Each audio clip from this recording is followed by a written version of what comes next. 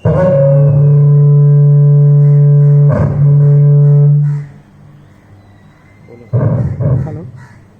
Hello हम कर hello hello जी नमस्कार आदरणीय पीजी सर, उपस्थित अतिथिगण एंड माय डियर कलीग, आज हम सभी आज़ादी के अमृत महोत्सव के अवसर पर आयोजित एक विचार गोष्ठी में शामिल होने के लिए इकट्ठे हुए हैं। मैं Shashi Bhushan Kumar, council ICS CGI Birgunj की तरफ से CGI वीरगंज के प्रांगण में आप सबों का हृदय से स्वागत करता हूं। आप सभी जानते हैं कि भारत अपनी आज़ादी की 75वीं वर्षगांठ आज़ादी के अमृत महोत्सव के रूप में देश विदेश में मना रहा है। देश में ही नहीं वरन विदेश में भी जहाँ जहाँ इनके मिशन हैं, पोस्ट हैं, वहाँ पे अमृत महोत्सव धूमधाम से मनाया जा रहा है।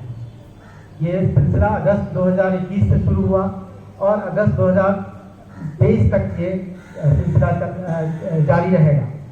इस संबंध में हर महीने एक विषय वस्तु, एक थीम तय कर दिया गया है और उस थीम पे हम लोगों को कोई कार्यक्रम करना है।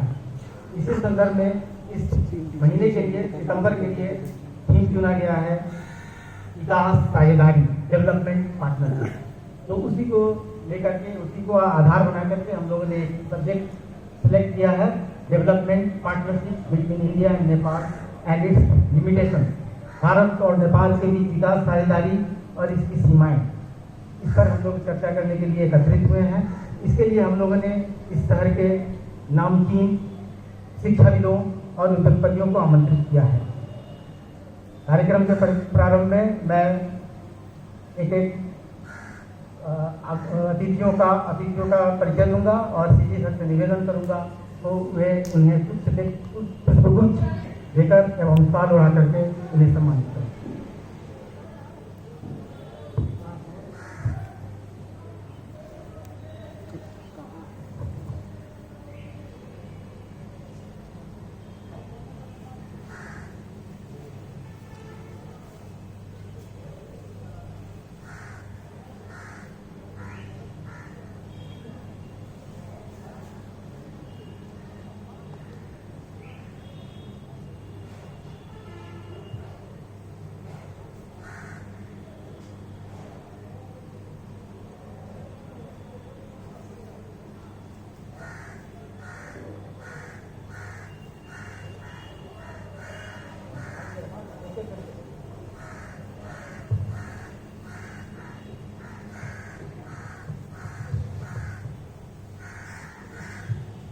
अशोक कुमार वैद, ये यहाँ के नामचीन उद्योगपति हैं और भारत नेपाल सहयोग मंच के राष्ट्रीय अध्यक्ष।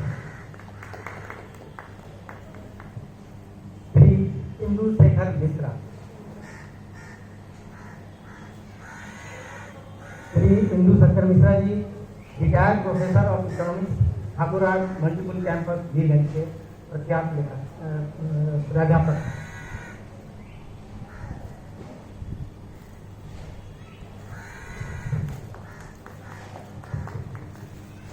श्री ललन द्विवेदी, ये professor in Hindi, Thakuran campus Birgunj.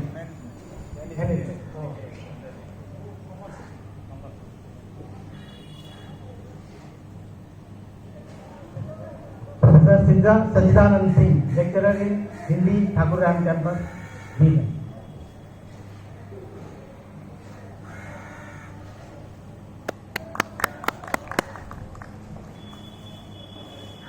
अब गोष्ठी की शुरुआत की जाए। जैसा कि सब्जेक्ट है भारत और नेपाल के बीच विकास साझेदारी। आप सभी जानते हैं भारत नेपाल के विकास के लिए सदियों से, दशकों से प्रयत्नशील रहा है। जहाँ तक मुझे जानकारी है 1951 से भारत और नेपाल के बीच में आर्थिक साझेदारी शुरू हुई, जो आज तक चल रही है। आधारभूत मतलब इंफ्रास्ट्रक्चर डेवलपमेंट से लेकर के एजुकेशन, हेल्थ, टेलीकम्युनिकेशन से लेकर सिक्योरिटी के हर क्षेत्र में भारत ने नेपाल के विकास के लिए अपना महत्वपूर्ण योगदान दिया है। भारत की सरकार का नारा ही है सबका विकास, सबका साथ, सबका विश्वास, सबका विकास। और सबका विकास मतलब पड़ोसी देशों का भी विकास। और नेपाल तो हमारा सबसे प्रिय और सबसे नजदीकी पड़ोसी देश है, तो इसके विकास में भारत भागीदार क्यों न हो। ये होता रहा है और आगे भी होता रहेगा।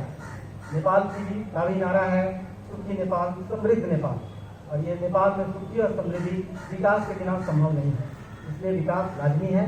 इसलिए मैं गोष्ठी को आरंभ करने के लिए सबसे पहले श्री सच्चिदानंद सिंह से अनुरोध करूँगा कि अपने विचार करें।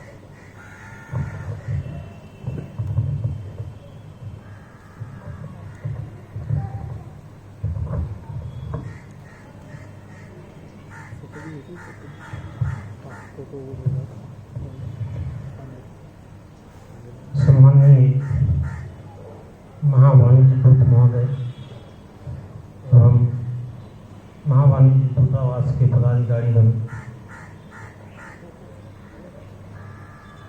आज यह हमारा सौभाग्य है कि आज़ादी के अमृत महोत्सव के अवसर पर भारत और नेपाल के बीच विकास साझेदारी और इसकी सीमाएं विषय पर अपने विचार प्रकट करने का अवसर मिला।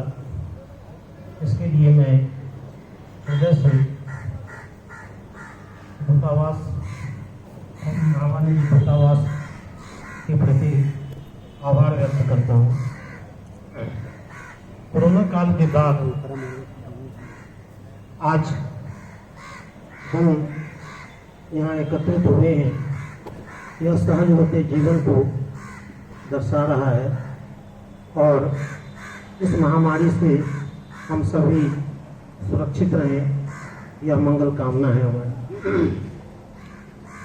अगर विचार किया जाए तो हिमालय से लेकर हिंद महासागर तक का क्षेत्र एक परंपरा, एक सांस्कृतिक विरासत का भूभाग है और इसके विश्वास, इसकी आस्था, इसका अंधविश्वास तक समान है। हमारे खान पान, हमारे रहन सहन, हमारी धार्मिक परंपराएं, हमारी पौराणिक परंपराएं समान है। यह अलग बात है कि हम दो देशों की सीमाओं में बटे हैं। अगर इतिहास के पन्ने पलटाएं तो भारत और नेपाल के बीच अनेक संधियां हुई हैं।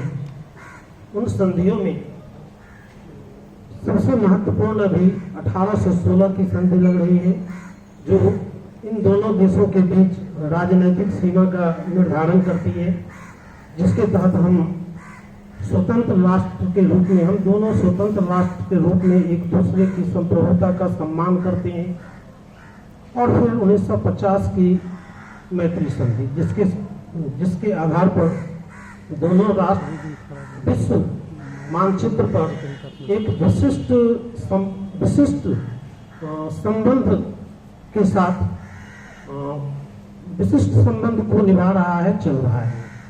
1800 किलोमीटर की सीमाएं तीन दिशा से भारत की सीमाओं से परिवेष्टित यह छोटा लघु नेपाल वर्तमान समय में उसकी भी इच्छाएं तलाचे मार रही हैं, आगे बढ़ रही हैं और वह भी विश्व फलक पर अपनी पहचान बनाना चाहता है। इस दिशा में बढ़ने के लिए या इस लक्ष्य को पाने के लिए भारत का सहयोग आवश्यक रहा है। और मेरा मानना है कि भारत के नीति निर्माताओं ने स्वतंत्रता के बाद से ही लगभग 1947 में भारत को स्वतंत्रता मिली। 1950 में भारत नेपाल की मैत्री संधि, उसके बाद ही नेपाल को आगे खींचने का, चाहे विकास के द्वारा इसे आगे ले जाने का प्रयास निरंतर होता रहा। यद्यपि जब हम साझेदारी की बात करते हैं तो साझेदारी एक पक्षीय नहीं होता, लेकिन मेरा मानना है कि इस बात को भारत के नीति निर्माता भली भांति समझते हैं कि नेपाल की सीमाएं क्या है, इसलिए खुले हृदय से इसके विकास में अपनी भागीदारी वे देते रहे हैं। इधर कुछ आंकड़े हैं मेरे पास, मैं उसे सामने रखना चाहूंगा।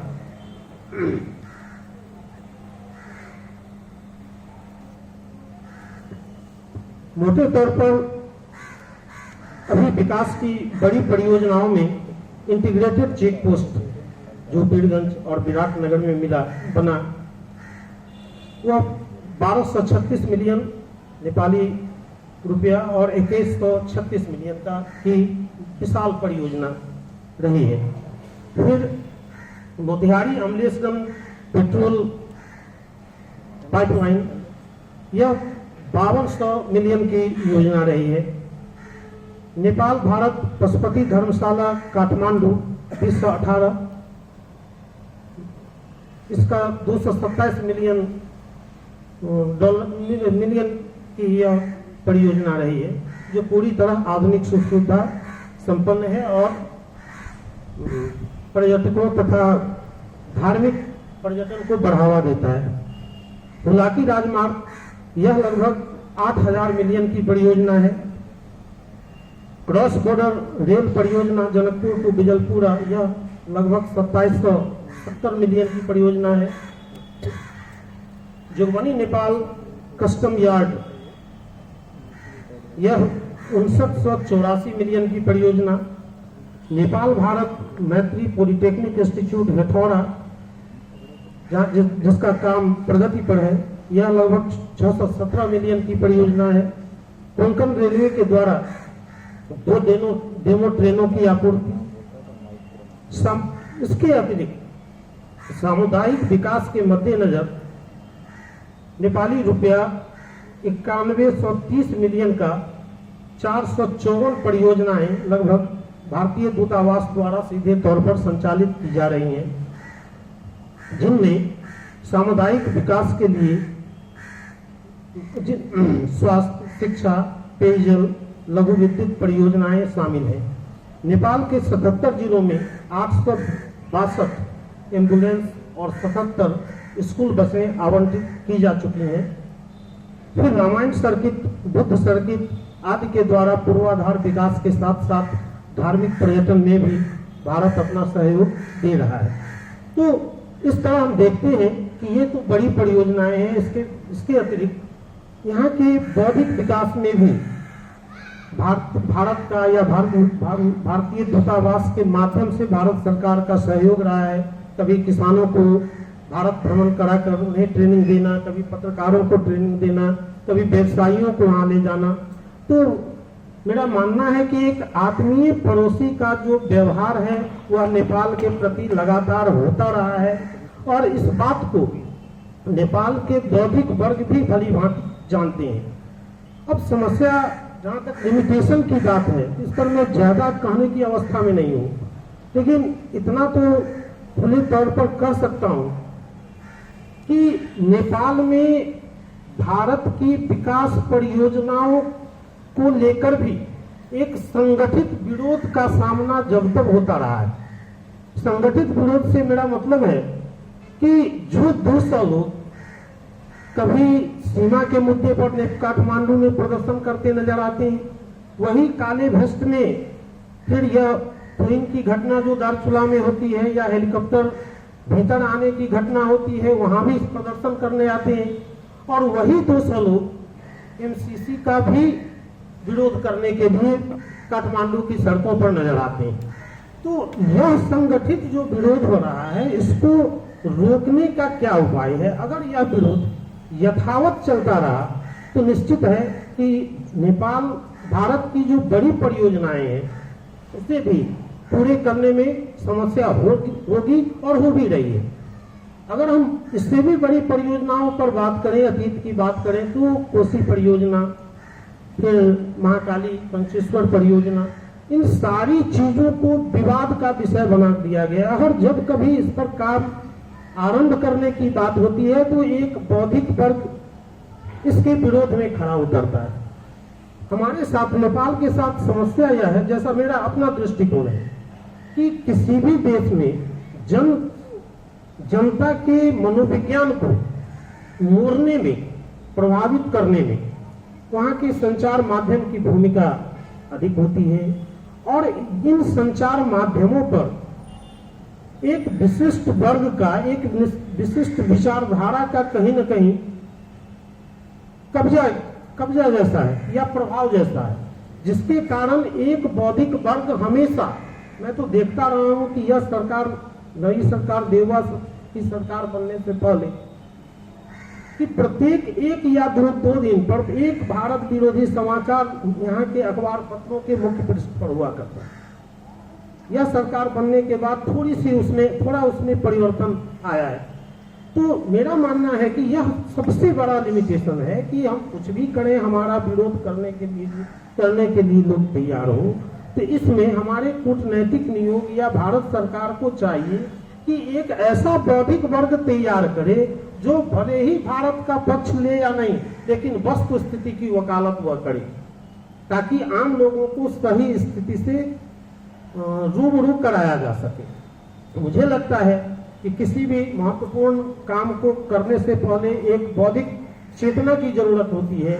तो उस चेतना को विकसित करने के लिए हमारा जो भी मैकेनिज्म हो, अगर वहां हम सफल होते हैं तो हमारा यह विकास और द्रुत गति से चलेगा और एक बेहतर पड़ोसी के रूप में हम भी फल फूल समझ सकेंगे। भारत एक बड़ा देश है, बड़ी अर्थव्यवस्था है। यहाँ के एक आज जो हम इस बैठक में बैठे हैं, यहाँ जो छोटा क्या कहें परिचर्चा में हम लोग शामिल हुए हैं, हम 3-4 लोग यहाँ हैं। हम चारों लोगों की यह विशेषता है कि सीमा के संबंध को लेकर हम लोग यानी पीड़ित भी होते हैं, प्रभावित भी होते हैं।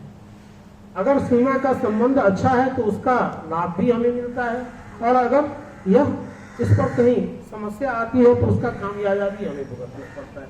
इसलिए हम जो अनुभव करते हैं, सब लोग से भी दृष्टिकोण आएगा, विचार आएगा, तो वह एकदम यहाँ का जमीनी यथार्थ। समस्या क्या है कि इधर 4 दिन पहले तक कि भारत नेपाल की समस्या का सीमा की स्थिति एक यानी पैदल आदमी से कोरोना ट्रांसफर नहीं होता, गाड़ियों से कोरोना ट्रांसफर होता। यहाँ बंदी का नोटिस काठमांडू में होता, घंटा मिनट में बंद हो जाता, लेकिन खोलने का नोटिस होने के 5 दिन के बाद कल से मैंने सुना है, पता नहीं अभी बॉर्डर की अवस्था क्या है, मैं नहीं जानता। तो इस तरह की अवस्था है। तो ऐसे में एक संपूर्ण बौद्धिक वर्ग से वैचारिक लड़ाई या वैचारिक लड़ाई नहीं भी करें तो उन्हें बौद्धिक स्तर पर एक क्या कहें, उन्हें काउंटर देने वाले एक वर्ग की आवश्यकता है। और अगर यह वर्ग तैयार हुआ तो भारत नेपाल का संबंध जो है वह राजमार्ग पर हमें दौड़ता नजर आएगा। इन्हीं के साथ मैं अपने विचार को विराम देता हूँ। गलतियों के लिए क्षमता है।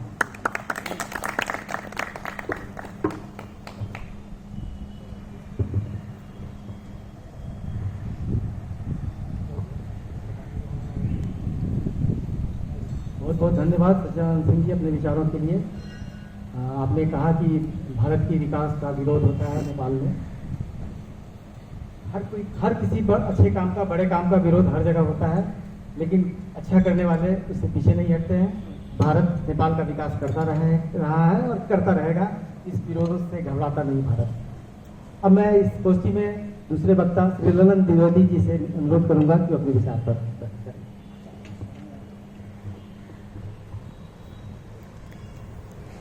धन्यवाद।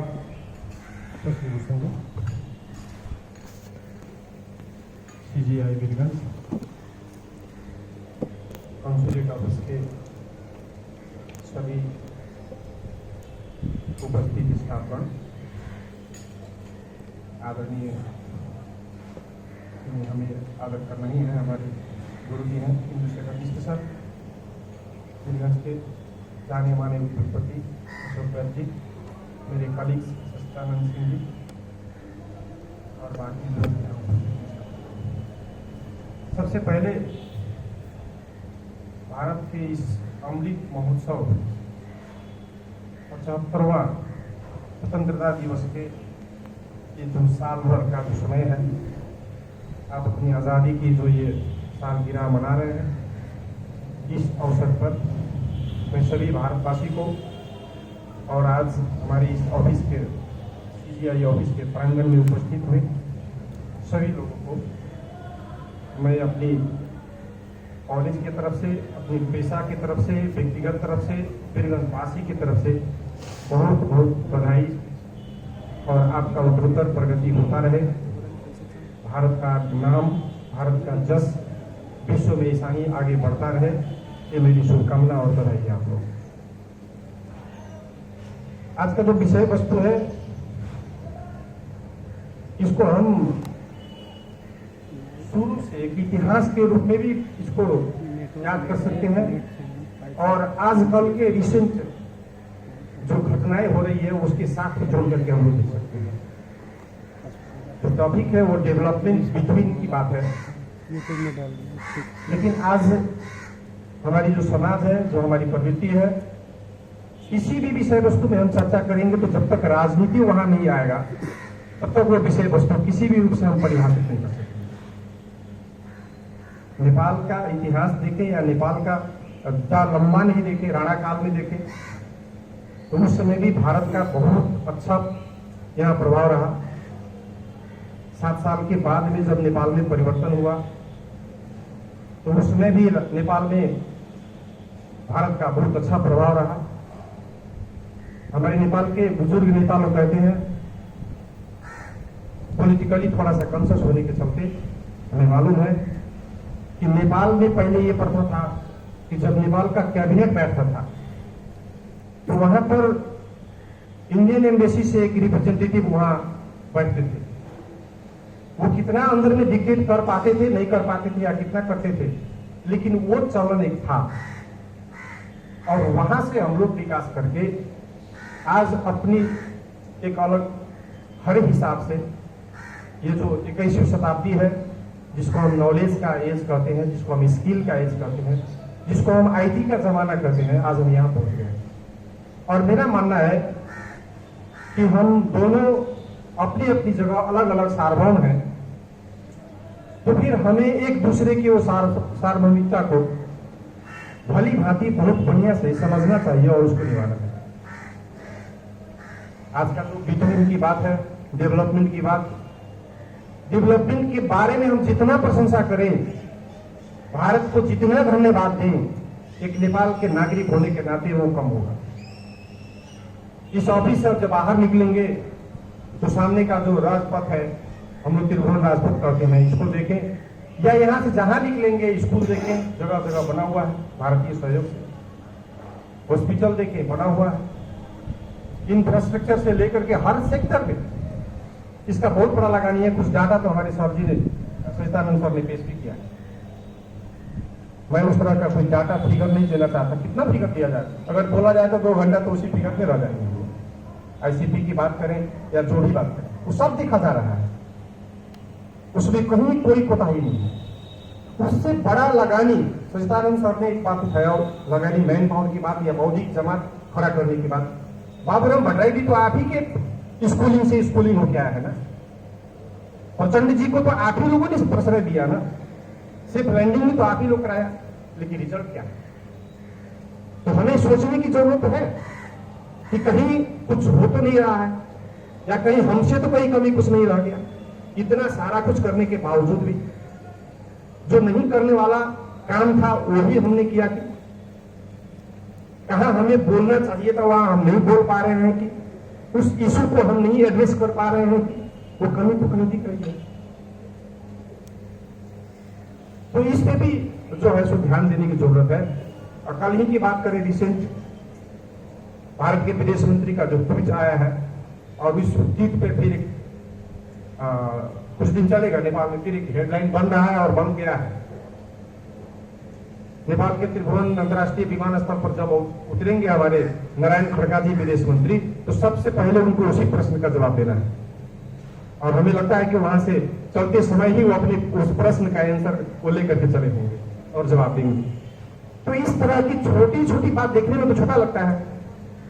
भारत और नेपाल के बीच में एक अलग किस्म का संबंध तो है, लेकिन जब उसको शब्द में हम बोलते हैं, जब हम रिटेल में उसको लाते हैं तो उसको डिफाइन करना पड़ेगा।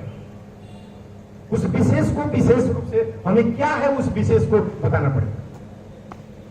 और यही है आप लोगों की एक जो लिमिटेशन उसमें दिया गया है, हम जो देखते हैं वही लिमिटेशन है। नेपाल आज के दिन में हम जो देख रहे हैं, आईटी का जमाना है, हम लोग नेट में या पेपर में या कुछ देख रहे हैं, वो चाहता है कि हम समान रहें, वो चाहता है कि हम बराबर रहें, हालांकि हम किसी रूप में आपसे बराबर नहीं हैं। मैंने शुरू में ही कहा कि भारत का जो है अभी के यशस्वी प्रधानमंत्री है, जिस तरह से उनका हाइट और उनकी हाइट के साथ साथ में भारत का जो हाइट और जस्ट जो विश्व में चल रहा है, नेपाल तो कहीं भी नहीं। लेकिन नेपाल का भी कुछ अपेक्षा है, कुछ उसका एक्सपेक्टेशन है, उसे हमें पूरा करना होगा। सिर्फ भौतिक विकास हम कर दे तो नहीं होगा। सर ने कहा मैन पावर की बात, आप अपनी इस एम्बेसी के माध्यम से करीब 1500 से ज्यादा लोगों को हर एक साल शिक्षा देते हैं अपने देश में, वो भी फ्री ऑफ कॉस्ट, रहने खाने के लिए करके पॉकेट खर्च तक देते हैं। तो कहां कमी है कि वो लोग क्यों नहीं एडवोकेसी कर पा रहे हैं, क्यों नहीं वो लोग सही चीज को ला पा रहे हैं, कहां कमी है? कहीं वो सिलेक्शन प्रोसेस में कमी है कि कहीं कुछ मैकेनिज्म में है कि, या आपके भारत में जो एजुकेशनल इंस्टीट्यूट है जहां पर पढ़ने बच्चे जाते हैं, वहां से कहीं कुछ मोटिवेशनल नहीं हो रहा है कि, या हमारा कहीं कुछ वहां लैप्सेस है कि? अब विकास की बात हम सिर्फ भौतिक रोड, बिजली, बत्ती, स्कूल की बिल्डिंग और इसी की विकास करें, वो तो हर जगह नेपाल में दिख जाएगा। जहां जाइए बोर्ड लगाए नेपाल भारत सहयोग, नेपाल भारत कॉर्पोरेशन, हर जगह लगा हुआ है। लेकिन ये सब चीजों के बारे में भी हमें ध्यान देना होगा, जो कि कहीं ना कहीं कमी के रूप में। हमारी संबंध तो बाई नेचर है ना, हमें बनाने की जरूरत नहीं, बना हुआ है। हम लड़ रहे हैं कि बुद्ध किसका है, कैसा संबंध है? देखिए, प्रकृति बना के दिया हुआ है। हम कहते हैं कि नहीं, बुद्ध तो नेपाल में जन्मे, बुद्ध हमारा है, लेकिन बुद्ध तो वास्तव में बुद्धत्व तो गौर गया में प्राप्त किए। राजकुमार सिद्धार्थ गौतम नेपाल में जन्म लिए, कितना अद्वितीय है। आपका भी बुद्ध है,